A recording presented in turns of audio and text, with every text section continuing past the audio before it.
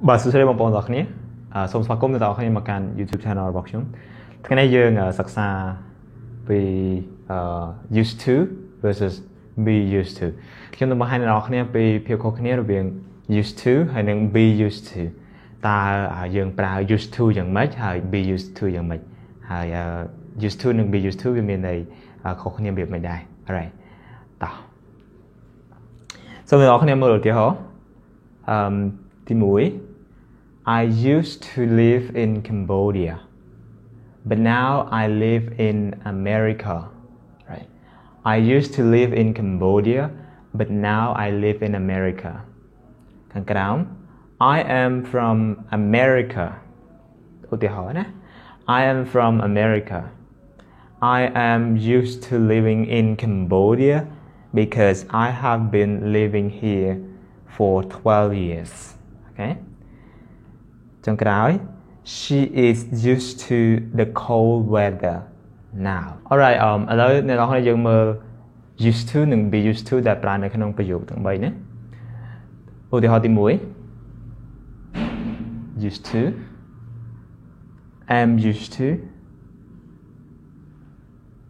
is used to. Okay. ទី1 used toបើអ្នកនរគ្នាបានមើលវីដេអូមេរៀនមួយរបស់ខ្ញុំដែលនិយាយពីការប្រើប្រាស់ used to ហ្នឹងច្បាស់ជាចាំហើយថា used to ហ្នឹងយើងប្រើរបៀបម៉េចអូខេ used to អូខេ used to នៅខាងក្រោយគឺបូកជាមួយនឹង verb base form កិរិយាសព្ទដើមអូខេ verb base form used to បូកជាមួយនឹងកិរិយាសព្ទដើម used to live alright កិរិយាសព្ទដើម live used to ចំណែកឯ be used to នៅក្នុងឧទាហរណ៍ទី2នេះ be am I am is are present របស់ verb to be ណា am is are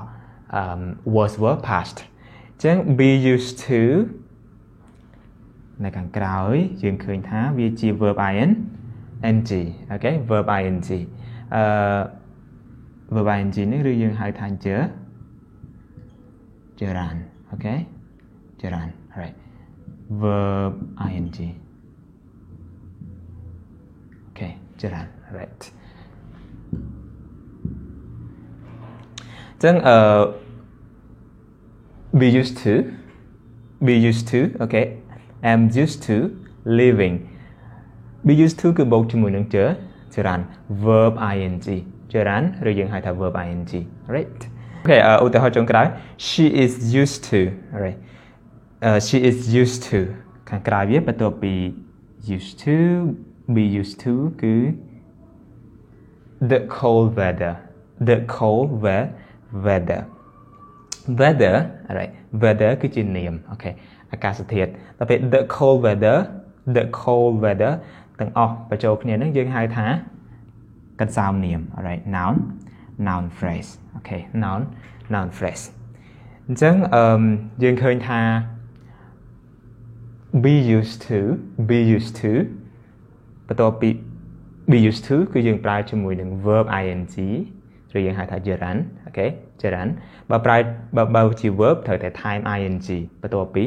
be used to okay ឬក៏ជា noun ឬជានាមឬក៏ជាកន្សោមនាមចំណែកឯ used to ត្រូវបូកជាមួយនឹង verb base form កិរិយាសព្ទដើមអូខេអរ៉ៃអ្នកនរគ្នាឥឡូវយើងមើលពីអត្ថន័យរបស់ used to និង be used to អត្ថន័យរបស់ used to និង be used to គឺមិនដូចគ្នាទេអូខេអត្ថន័យរបស់វាគឺខុសគ្នានៅក្នុងឧទាហរណ៍នេះ I used to live in Cambodia but now I live in America okay ខ្ញុំធ្លាប់ okay I used to ខ្ញុំធ្លាប់ស្នាក់នៅក្នុងប្រទេសកម្ពុជាប៉ុន្តែឥឡូវនេះខ្ញុំស្នាក់នៅក្នុងសហរដ្ឋអាមេរិក right អញ្ចឹងused to យើងប្រើដើម្បីនិយាយអ្វីដែលធ្លាប់កើតឡើងពីមុនប៉ុន្តែឥឡូវវាអត់ទេអូខេពីមុនខ្ញុំធ្លាប់នៅស្រុកខ្មែរខ្ញុំធ្លាប់នៅក្នុងប្រទេសកម្ពុជាស្នាក់នៅប្រទេសកម្ពុជា right ហើយ ប៉ុន្តែបច្ចុប្បន្នគឺទីលំនៅអចិន្ត្រៃយ៍របស់ខ្ញុំគឺនៅសហរដ្ឋអាមេរិកខ្ញុំស្នាក់នៅសហរដ្ឋអាមេរិកអូខេធ្លាប់អ្វីដែលធ្លាប់កើតឡើងពីមុនជាទូទៅគឺយើងប្រើជាអ្វីដែលជាទម្លាប់អូខេដែលយើងធ្វើពីមុនប៉ុន្តែឥឡូវយើងឈប់ធ្វើទៀតឬក៏អ្វីដែលកើតមានពីមុនអូខេកើតមានពីមុនពីពេលអតីតកាលប៉ុន្តែមកដល់បច្ចុប្បន្នហ្នឹងវាឈប់អញ្ចឹងទៀតអូខេវាផ្ទុយពីពេលអតីតកាលហើយឬក៏វាផ្ទុយពីពេលបច្ចុប្បន្ន alright អូខេមកខាងក្រោមវិញ I am from America ឧទាហរណ៍ណាខ្ញុំមកពីសហរដ្ឋអាមេរិក I am used to living in Cambodia because I have been living here for 12 years អូខេខ្ញុំមកពីសហរដ្ឋអាមេរិក ខ្ញុំ am used to living be used to មានន័យថាស៊ាំជាមួយនឹងអីមួយខ្ញុំស៊ាំជាមួយនឹងការរស់នៅអូខេក្នុងប្រទេសកម្ពុជាដោយសារតែខ្ញុំបានរស់នៅទីនេះអស់រយៈពេល12ឆ្នាំហើយអូខេអញ្ចឹង be used to យើងប្រើថាស៊ាំជាមួយនឹងអីមួយអានេះគឺស៊ាំជាមួយនឹងការរស់នៅក្នុងប្រទេសកម្ពុជាអញ្ចឹងបើយើងទៅនៅប្រទេសណាមួយទៅស្នាក់នៅប្រទេសណាមួយរឿងដំបូងវាអាចមានបញ្ហាជាមួយការញ៉ាំ food អូខេវាខុសគ្នាអញ្ចឹងវារៀងពិបាកតិចអាកាសធាតុទំនៀមទម្លាប់របៀបរបបរស់នៅរបស់ប្រទេសគេវាផ្សេងពីយើងអញ្ចឹងដំបូងវាអត់ស្រួលសម្រាប់យើងទេរៀងពិបាកយើងអត់សូវមានអារម្មណ៍ថា comfortable ថាស្រួលណាប៉ុន្តែដោយសារតែអស់រយៈពេល12ឆ្នាំហើយខ្ញុំរស់នៅស្រុកខ្មែរហ្នឹងអស់រយៈពេល12ឆ្នាំហើយអញ្ចឹងខ្ញុំស៊ាំជាមួយនឹងការរស់នៅក្នុងប្រទេសកម្ពុជា alright ហ្នឹងគឺមានន័យអញ្ចឹងចុងក្រោយឧទាហរណ៍ចុងក្រោយ She is used to the cold weather now right នាងស៊ាំជាមួយនឹងអាកាសធាតុត្រជាក់ហើយឥឡូវនេះអូខេចឹងបានន័យថាពីមុនគាត់មានបញ្ហាជាមួយនឹងអាកាសធាតុត្រជាក់ right ឧទាហរណ៍ថាយើងទៅកូរ៉េណាទៅប្រទេសកូរ៉េទៅកូរ៉េប្រទេសគេវាត្រជាក់ហើយស្រុកខ្មែររបស់យើងហ្នឹងវាក្តៅល្មមអញ្ចឹងដំបូងយើងទៅដល់នោះទៅធ្វើការឬក៏ទៅស្នាក់នៅវាច្បាស់ជាពិបាកហើយសម្រាប់យើងច្បាស់ជាពិបាកសម្រាប់យើងហើយព្រោះយើងអត់ធ្លាប់ជាមួយនឹងអាកាសធាតុត្រជាក់ប៉ុន្តែអស់រយៈពេលមួយរយៈគឺយើងស៊ាំជាមួយនឹងអាកាសធាតុត្រជាក់នៅទីនោះ right អញ្ចឹងshe is used to the cold weather now នាងស៊ាំជាមួយនឹងអាកាសធាតុត្រជាក់ហើយឥឡូវនេះ right សរុបមកវិញbe used to បូកជាមួយនឹង verb ing ឬក៏បូកជាមួយនឹង noun ឬក៏ noun phrase right មានន័យថាស៊ាំជាមួយនឹងអ្វីមួយស៊ាំអូខេចំណែក I used to បូកជាមួយនឹង verb base form កិរិយាសព្ទដើមមានន័យថាធ្លាប់ right ធ្លាប់ធ្វើអ្វីមួយឬក៏ធ្លាប់កើតឡើងអ្វីមួយធ្លាប់កើតឡើង right នៅក្នុងអតីតកាលប៉ុន្តែវាបច្ចុប្បន្នវាឈប់អញ្ចឹងទៀត right អូខេអ្នកនរគ្នាកុំទាន់តាណាសូមនៅរងចាំធ្វើ quiz មួយសិន right ធ្វើ exercise មួយ right អ្នកនរគ្នាឥឡូវយើងធ្វើការបំពេញប្រយោគទាំងនេះជាមួយនឹងទម្រង់របស់ used to បូកជាមួយនឹង verb base form កិរិយាសព្ទដើម be used to បូកជាមួយនឹង gerund verb ing ឬក៏បូកជាមួយនឹង noun បូកជាមួយនឹងនាមប៉ុន្តែនៅក្នុងនេះគឺអត់មានជានាមទេមានតែជា verb ing verb បូកជាមួយនឹង ing right gerund អូខេក៏ប៉ុត gerund ហ្នឹងក៏ជានាមដែរទី1 I used to answer people's questions because every day I receive a lot of questions 2 she used to speak in front of a large group of people because she does it very often. Okay. 4 I used to go to bed early but now I often go to bed late. he used to get up early it's not a problem for him anymore right แล้วយើងមើលទី1គូដាក់វាមិន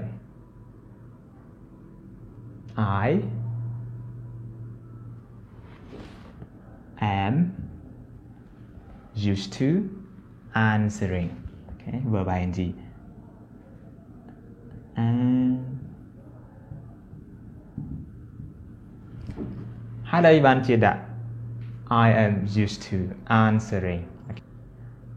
I am used to answering ហើយមិនជាដាក់អញ្ចឹងខ្ញុំស៊ាំជាមួយនឹងការឆ្លើយសំណួរអូខេការឆ្លើយសំណួររបស់មនុស្សសំណួររបស់អ្នកសួរហ្នឹងអូខេដោយសារតែជារៀងរាល់ថ្ងៃខ្ញុំទទួលបានសំណួរច្រើនណាស់ right ជារៀងរាល់ថ្ងៃខ្ញុំទទួលបានសំណួរច្រើនណាស់អញ្ចឹងការឆ្លើយសំណួរខ្ញុំវាជារឿងស៊ាំបាទបងខ្ញុំគឺអត់មានបញ្ហា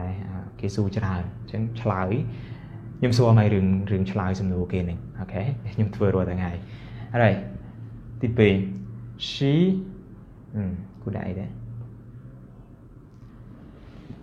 she is used to speaking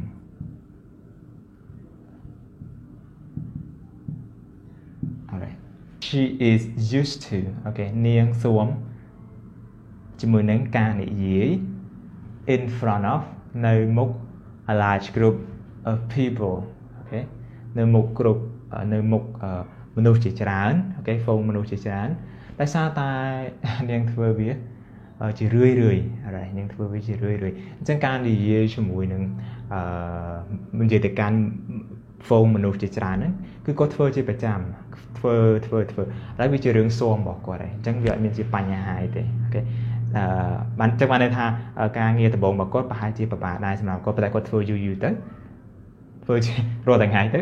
វាទៅជាស៊ាំអញ្ចឹងវាលែងអីហ៎អូខេហ្នឹងវាអត្ថន័យអញ្ចឹងទី3 I used to go to bed early but now I often go to bed late